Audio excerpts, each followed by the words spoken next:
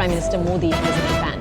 ऊंचाइयों को पार करेंगे और हम विश्व में समस्याओं के समाधान में एक उचित भूमिका निभाने के लिए समर्थ बनेंगे, ऐसा मेरा पूरा विश्वास है।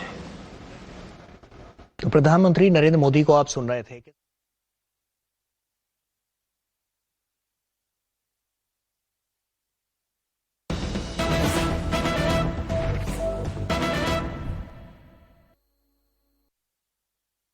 Okay, the visuals we're showing you on your screen. Prime Minister Modi meeting with the Japanese Prime Minister Fumio Kishida. He's on your screens right now. The two leaders are meeting, remember, as the funeral of Shinzo Abe, a former Prime Minister of the country, a two-time Prime Minister.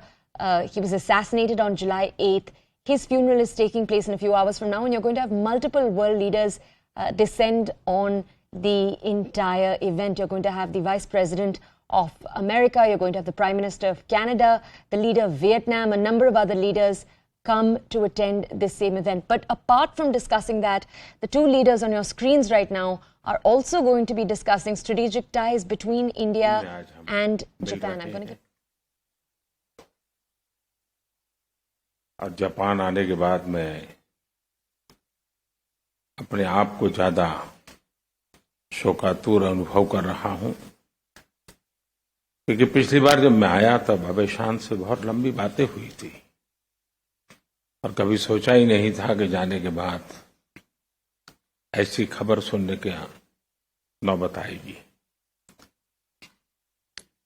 अबेशान और उनके साथ आपने विदेश मंत्री के रूप में भी भारत और जापान के संबंधों को नई ऊंचाई पर भी ले गए और बहुत क्षेत्रों में उसका विस्तार भी किया और हमारी दोस्ती ने एक वैश्विक प्रभाव पैदा करने में भी बहुत बड़ी भूमिका निभाई, भारत और जापान की दोस्ती ने। और इन सब के लिए आज भारत की जनता अबेशान को बहुत याद करती है, जापान को बहुत याद करती है। भारत एक प्रकार से अबेशान को मिस कर रही है,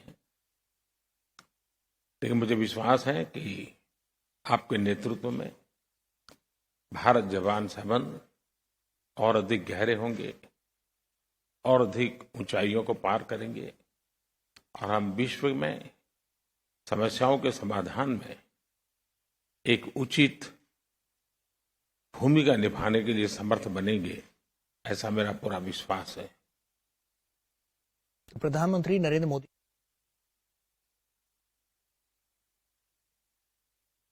All right, my colleague Abhishek Jha with us right now to bring us more details. Abhishek, I'd like to ask you in just a little while about the event that they're here to talk about. But before that, if you could talk more about the two countries' strategic ties. I believe this is actually the third time they're meeting this year. Walk us through what is transpiring in the meeting we're seeing on our screens right now, please. So, ever since this whole architecture of Indo-Pacific, which was the brainchild of Shinzo Abe in a way, has been created, the ties between India and Japan have increased over the past several years because of the common security challenges.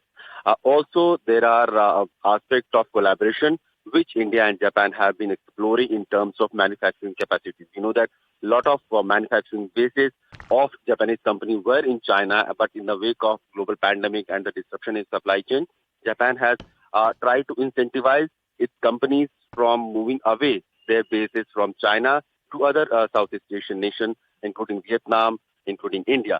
So that is one area where both countries are exploring their ties.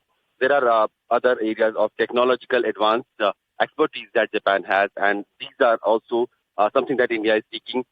Japan, is an island nation, and the climatic conditions that are changing over the last several decades has impacted its economy also. In that context, Japan and India have been trying to pitch in same voice the concerns of global community on the issues of climate change and how to mitigate that. So these are the areas where both countries have been voicing their concern and have been expressing solidarity.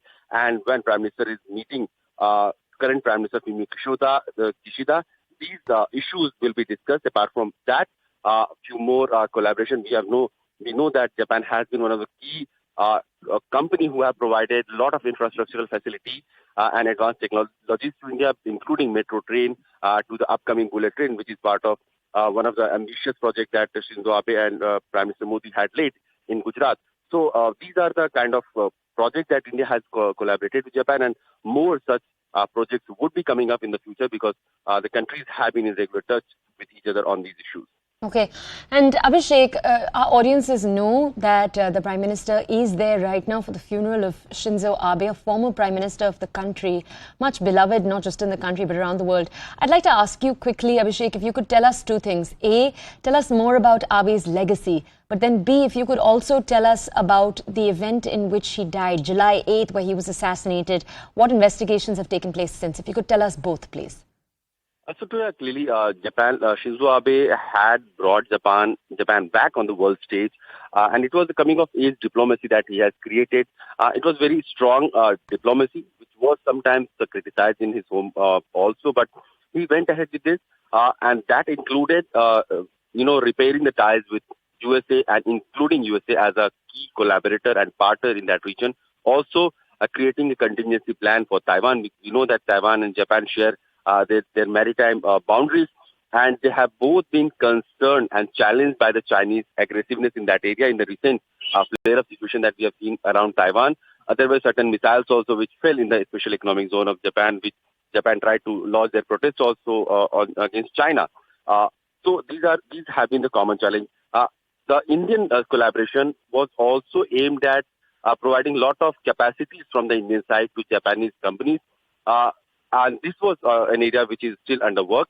But so many dream projects Shinzo Abe had with India, and many of them were left in the midway when he had to step down also. Okay. But the current government is also taking those policies forward. His death came as a religious fundamentalist who was not happy with the kind of association which apparently Shinzo Abe had expressed at some times in Unified Church. Abhishek, thank you for those details for our audiences. We do need to move on very quickly. We are heading into a short break. We are going to see you in just a few minutes from now, right here on Morning News, with more of the country and the world's top stories. We'll see you in a few minutes.